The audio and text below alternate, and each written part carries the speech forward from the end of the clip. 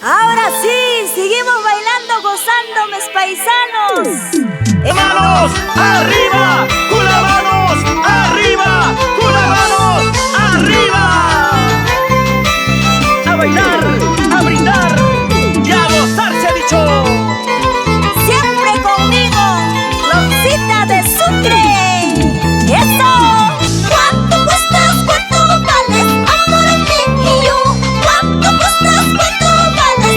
Amor mío. Si tú quieres, yo te pago, vida mía. Si tú quieres, yo te pago, vida mía. Dímelo, dímelo. ¿Cuánto cuestas? ¿Cuánto vales? Amor mío. ¿Cuánto cuestas? ¿Cuánto vales? Amor mío. Si tú quieres, yo te pago, vida mía. Si tú quieres, yo te pago, vida mía. ¡Hey, hey, hey, hey, hey!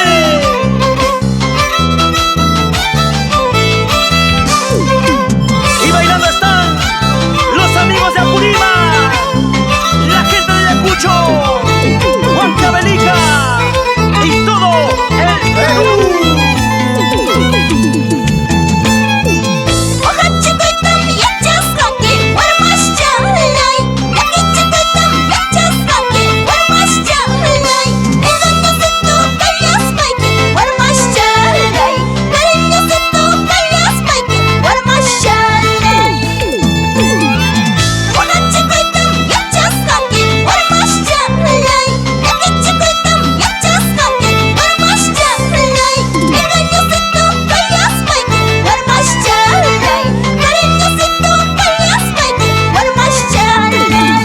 ¡Ay, ay, ay!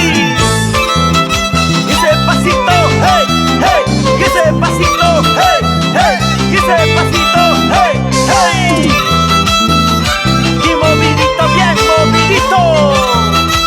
bailadito, bien bailadito. Así con ganas, así con gusto. Por eso estoy tomando, por eso estoy bebiendo, por eso estoy tomando, por eso estoy bebiendo, porque te quiero, Cholito, porque te amo, mi vida, porque te quiero, Cholito, porque te amo, mi vida. Por eso estoy tomando, por eso estoy bebiendo, por eso estoy tomando, por eso estoy bebiendo, porque te quiero, Cholito, porque te amo, mi vida, porque te quiero, Cholito, porque te amo, mi vida.